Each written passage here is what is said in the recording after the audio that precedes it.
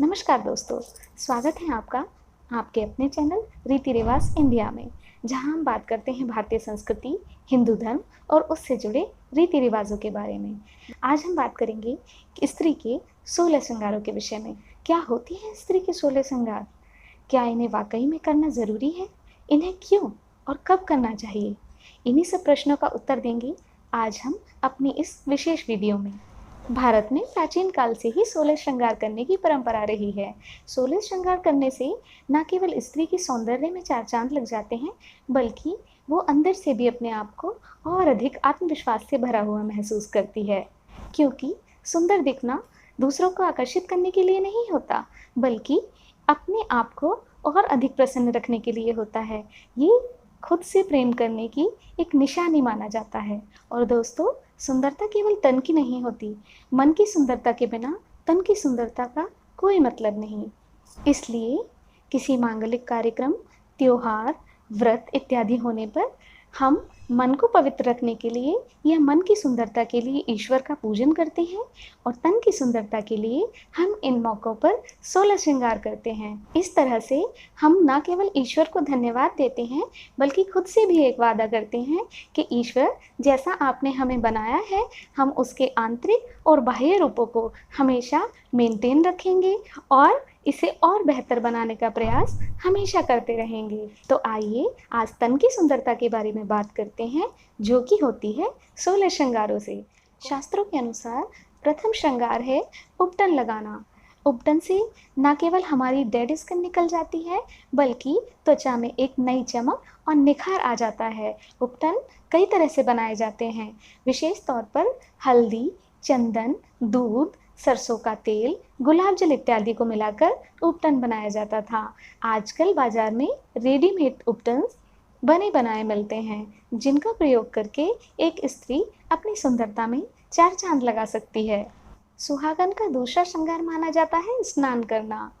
स्नान करने में दांतों को मांजने की प्रक्रिया भी शामिल है।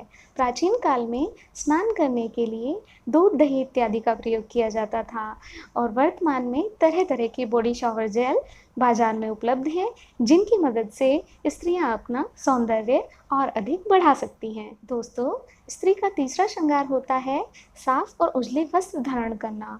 सामान्यतः लाल वस्त्रों को बहुत ही शुभ माना जाता है। वस्त्रों में साड़ी, लहंगा चोली, सलवार कमीज तथा विशेष प्रकार की ड्रेसेस आ सकती हैं। आप अपनी पसंद के अनुसार इन वस्त्रों को धारण कर सकती हैं। एक सुहागन का चौथा श्रृंगार होता है मांग भरना। मांग भरने का सुहागन स्त्रियों के लिए विशेष महत्व है। मांग सबसे पहले सिंदूर से भरी जाती है। सिंदूर से मांग भरने के उपरांत मांग टीके से या फिर फूलों से मांग को सजाया जाता है। आज भी विशेष मौक़ों पर मांग भरने को सुहागन स्त्रियां सबसे महत्वपूर्ण श्रृंगार के रूप में मानती हैं। दोस्तों, आइए देखते हैं कौन सा है पांचवा श्रृंगार। सुहागन का पांचवा श्रृंगार है महावर लगाना। महावर पैरों में लगाया जाता है। प्राचीन काल में इसे होठों पर लगाने की भी परंपरा थी, लेकिन बाजार में तरह तरह की लिपस्टिक आ जाने से अब महावर केवल पैरों पर ही लगाने के काम में आता है। हिंदू धर्म में महावर लगाना बहुत ही शुभ कार्य माना जाता है। महावर लगे हुए पैरों को लक्ष्मी के पैरों की संज्ञा दी जाती है। आइए अब जानते हैं कौन सा होता है स्त्री का छठा श्रृंगार। स्त्री का छठा श्रृंगार है केश संवारना, यानी कि अपने बालों को संवारना। प्राचीन काल से ही केश संवारने के लिए फूलों के गजरों और चूड़ामणि इत्यादि का प्रयोग किया जाता रहा है, और वर्तमान में तो काफ़ी सारी हेयर एक्सेसरीज और हेयर स्टाइल बनाकर स्त्रियां अपने सौंदर्य में चार चांद लगा लेती हैं। आइए अब जानते हैं सातवें श्रृंगार के बारे में। एक सुहागन स्त्री का सातवां श्रृंगार होता है मस्तक पर तिलक धारण करना, यानी बिंदी लगाना। बिंदी कई प्रकार की हो सकती है। हल्दी की बिंदी हो सकती है, कुमकुम या रोली की बिंदी भी लगाई जाती है। बिंदी लगाते ही एक स्त्री के चेहरे पर अजब सी चमक आ जाती है। बिंदी सतीता और पवित्रता की निशानी मानी जाती है। आपको जानकर आश्चर्य होगा कि सुहागन स्त्री का सातवां श्रृंगार होता है मुखड़े पर तिल धारण करना। जिस प्रकार से चांद में दाग होने पर उसकी सुंदरता कई गुना और बढ़ जाती है, उसी प्रकार से चेहरे पर तिल धारण करने से एक स्त्री के मुखड़े की सुंदरता 4 गुना बढ़ जाती है। एक सुहागन का 9वां श्रृंगार माना जाता है आभूषण धारण करना, यानी तरह-तरह के गहने पहनना, झुमके, मांग टीका, नाक में नथ, गले में मंगलसूत्र, हाथों में चूड़ियाँ और कंगन, पैरों में पायल और बिछुए, ये सभी 16 श्रृंगारों के अंतर्गत आते हैं। इन्हें पहनकर एक स्त्री देवी स्वरूपा लगती है। सुहागन का 10वां श्रृंगार होता है मेहंदी रचाना। हाथों में और पैरों में मेहंदी रचाने को प्राचीन काल से ही हिंदू धर्म में बहुत ही पवित्र कार्य माना जाता है। मेहंदी न केवल हमारे शरीर को शीतलता प्रदान करती है, बल्कि ये देखने में भी अति सुंदर लगती है। सुहागन का 11वां और महत्वपूर्ण श्रृंगार है चूड़ियाँ पहनना।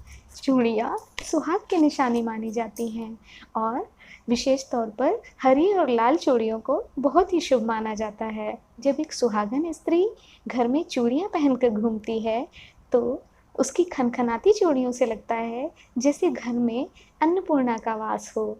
एक सुहागन का 12वां श्रृंगार होता है अर्गज़ा लगाना। अर्गज़ा एक विशेष प्रकार का लेप होता था, जिसे स्त्रियां अपने शरीर पर लगाती थीं। शरीर पर लगाने से शरीर सुगंधित रहता था, मॉइस्चराइज रहता था और उसमें एक विशेष प्रकार की चमक आ जाती थी।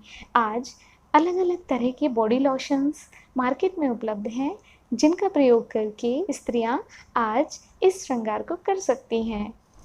बिना काजल के आँखें कितनी उदास लगती हैं, जैसे उनमें मायूसी भर गई हो, और काजल डालते ही एक विशेष प्रकार की चमक और खुशी आँखों में तैर जाती है। इसलिए स्त्री का 13वां श्रृंगार माना गया है काजल लगाना। प्राचीन काल में घी से, सरसों के तेल से, बादाम इत्यादि से कांसे के बर्तन में काजल उखाड़ा जाता था और उसे आँखों में डाला जाता था, जिससे आँखों की सुंदरता और अधिक बढ़ जाती थी। लेकिन आज ये सब करने की ज़रूरत नहीं पड़ेगी, क्योंकि पहले से ही मार्केट में रेडीमेड काजल और आईलाइनर बहुत ही मात्रा में और बहुत ही वैरायटी में उपलब्ध हैं, जिनसे स्त्रियां अपनी आँखों का श्रृंगार कर सकती हैं। बिना मंगलसूत्र के एक स्त्री का श्रृंगार पूर्ण नहीं माना जाता। इसीलिए एक सुहागन का 14वां श्रृंगार माना गया है मंगलसूत्र धारण करना। मंगलसूत्र काले मोतियों का बना होता है और इसमें एक लॉकेट पड़ा हुआ होता है। ऐसा माना जाता है कि मंगलसूत्र पहनने से किसी स्त्री के सुहाग पर नजर नहीं लगती। शास्त्रों के अनुसार एक सुहागन स्त्री का 15वां श्रृंगार माना गया है नीलकमल धारण करना। लेकिन आम जनमानस के लिए नीलकमल की उपलब्धता न हो पाने के कारण इसकी जगह फूलों से श्रृंगार करने ने ले ली। यानी एक स्त्री संपूर्ण श्रृंगार करने के बाद यदि पुष्पों से अपने आप को अलंकृत करे, तो उसकी सुंदरता कई गुना बढ़ जाती है। इसलिए महिलाएं अपने बालों में, अपने हाथों इत्यादि में पुष्पों के आभूषण भी पहनती हैं, जिससे वो और भी अधिक आकर्षक लगती हैं। एक स्त्री का संपूर्ण श्रृंगार हो जाए और उसके शरीर से एक अच्छी सुगंध न आ रही हो, तो सारे श्रृंगार के मायने बेमाने हो जाते हैं। इसलिए स्त्री का 16वां श्रृंगार माना गया है सुगंध लगाना, यानी परफ्यूम लगाना। परफ्यूम लगाने से न केवल अपने आप को तरोताज़ा महसूस होता है, बल्कि हमारे आसपास के वातावरण में एक भीनी भीनी सुगंध फैल जाती है, जिससे हमारे आसपास के लोगों को भी एक खुशनुमा माहौल का एहसास होता है। तो दोस्तों, ये थे एक सुहागन स्त्री के 16 श्रृंगार। मेरा मानना है विशेष अवसरों पर एक स्त्री को 16 श्रृंगार अवश्य करने चाहिए, क्योंकि एक स्त्री घर, परिवार, पति और बच्चों की जिम्मेदारी संभालते हुए अपने आप पर ध्यान ही नहीं दे पाती। इसलिए 16 श्रृंगार करना न केवल खुद को सुंदर दिखाता है, बल्कि ये स्वयं के लिए कुछ करने का भी एक अवसर प्रदान करता है। नमस्कार।